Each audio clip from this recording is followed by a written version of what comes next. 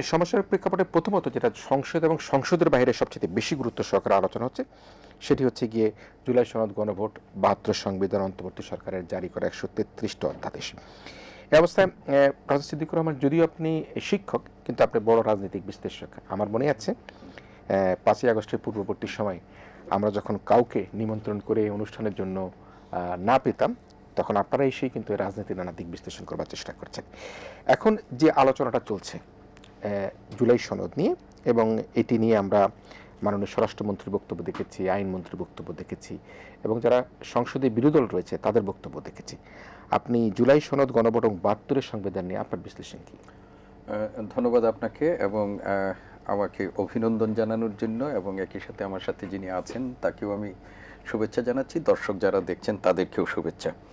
আসলে আপনি ঠিকই বলেছেন যে আমাদের জাতীয় সংসদ যেটি আমাদের বহুল কাঙ্ক্ষিত ফেব্রুয়ারি নির্বাচনের মধ্য দিয়ে যেটি গঠিত হয়েছে ত্রয়োদশ জাতীয় সংসদ, এবং এই ত্রয়োদশ জাতীয় সংসদ নির্বাচনের পর সংসদের কার্যক্রম ইতিমধ্যেই প্রথম অধিবেশনের কার্যক্রম পরিচালিত হচ্ছে এবং আজকে একটা বিশেষ মানে বলবো যে এই সংসদে প্রথম একটা বিল আজকে পাশ হয়েছে। সেটা হলো সরকারি চাকরিতে বা চাকরিতে ৩২ বছরের যে বয়স সীমা সেটি আজকে পাশের মধ্য দিয়ে বিল পাশও সংসদে শুরু হয়েছে।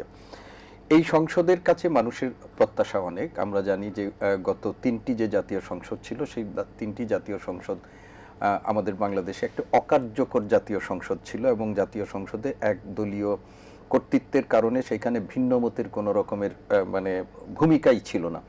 তো ত্রয়োদশ জাতীয় সংসদ নির্বাচনের পর যে সংসদের কার্যক্রম শুরু হয়েছে সেই সংসদের কাছে মানুষের প্রত্যাশা অনেক এবং সেই সংসদ সরকারি দল যদিও বিএনপি এবং তার সমমনারা একটা নিরঙ্কুশ সংখ্যাগরিষ্ঠতার মধ্য দিয়ে জাতীয় সংসদে এসেছে এবং সেইখানে বিরোধী দল হিসাবে জামাতের নেতৃত্বাধীন ১১ দলীয় জোট তারাও সংসদে আছে এবং মানুষ প্রত্যাশা করে যে সরকার এবং বিরোধী দলের প্রাণবন্ত অংশগ্রহণ যুক্তিতর্কের মধ্য দিয়ে এই সংসদটি কার্যকর না শুধু প্রাণবন্ত হবে।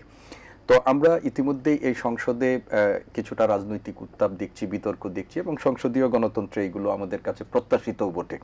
এবং বিশেষ করে আমরা এখন যে বিতর্কটি সংসদে চলছে এবং সেটি সংসদের বাইরেও কিছুটা গড়িয়েছে সেটি হচ্ছে অন্তর্বর্তীকালীন সরকারের যে ১৩৩টি অধ্যাদেশ জারি করা হয়েছিল সেই অধ্যাদেশের মধ্যে এগুলোর মানে বিল আকারে উত্থাপন করে ১২ তারিখের মধ্যে এগুলোকে সংবিধানের যে ৯৩ অনুচ্ছেদ সেই অনুচ্ছেদের মধ্যে ১২ই এপ্রিলের মধ্যে এগুলোর বিল হিসাবে মানে পাশ করার একটা বাধ্যবাধকতা সেখানে আছে। তো এগুলোর মধ্যে আমরা জানি যে ইতিমধ্যেই আমাদের অন্তর্বর্তীকালীন সরকারের জারি করা ১৩৩টি অধ্যাদেশ যেটি সংসদের প্রথম কার্যদিবসে এই প্রথম কার্যদিবসে যেগুলো উত্থাপন করা হয়েছিল সেগুলো অধিকতর যাচাই বাছাইয়ের জন্য একটা সংসদীয় কমিটিতে গিয়েছিল। আমরা জানি ১৪ সদস্য বিশিষ্ট সংসদীয় কমিটি এবং সেই সংসদীয় কমিটিতে ৯৮টির ব্যাপারে ঐক্যমত্য হয়েছে এবং হুবহু সেগুলো মানে পাস হবে সংসদে সেই ব্যাপারে একটা ঐক্যমত্য এসেছে। বাকি ১৫টির ব্যাপারে বলা হয়েছে যে সেখানে তারা অধিকতর যাচাই বাছাই হবে এবং সংশোধিত আকারে এগুলো আবার মানে সংশ্লিষ্ট মন্ত্রণালয়ের মধ্য দিয়ে সেগুলো বিল আকারে আবার সংসদে উত্থাপিত হবে।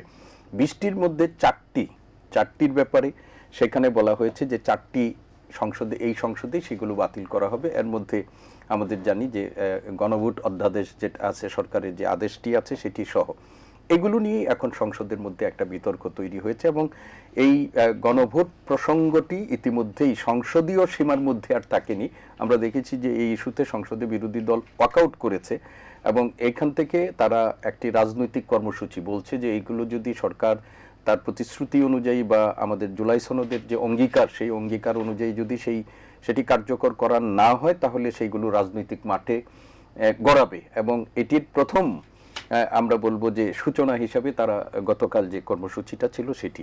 তো এটা নিয়ে মানুষের মনের মধ্যে একটা উদ্বেগ তৈরি হয়েছে। তবে বিএনপির পক্ষ থেকে যেটি বলা হচ্ছে যে তারা মনে করে যে জুলাই সনদের গণভোট অধ্যাদেশের মধ্য দিয়ে যে বিষয়টি এসেছে, গণভোট যেহেতু এটি ইতিমধ্যেই সম্পন্ন হয়েছে অতএব এটি আর অবৈধ হবে না, কিন্তু এই অধ্যাদেশের কার্যকারিতা সম্পর্কে তাদের পদ্ধতিগত বিষয় নিয়ে তাদের বিতর্ক আছে, অতএব তারা এটিকে গ্রহণ করতে চায় না এবং অন্য বিষয়গুলো নিয়ে বিএনপি তাদের মতো করে বা সংশ্লিষ্টদের সাথে আলাপ আলোচনা করে বিল আকারে উত্থাপনের মাধ্যমে, অধ্যাদেশ নয়, বিল আকারে উত্থাপনের মধ্য দিয়ে সেইগুলোকে তারা আইনে পরিণত করার ব্যাপারে তাদের অঙ্গীকারের কথা বলছে। এবং এখানে কতগুলো খুব গুরুত্বপূর্ণ বিষয় আছে যে বিষয়গুলোর মধ্যে বিরোধী দল মনে করে, এমনকি দেশের মানুষের মধ্যেও একটা আকাঙ্ক্ষা আছে, বিচার বিভাগের স্বাধীনতা থেকে শুরু করে দুর্নীতি দমন কমিশন, গুম কমিশনের মতো বিষয়গুলো, সেগুলো মানুষেরও একটা প্রত্যাশা আছে যে এইগুলো আইনে পরিণত হোক।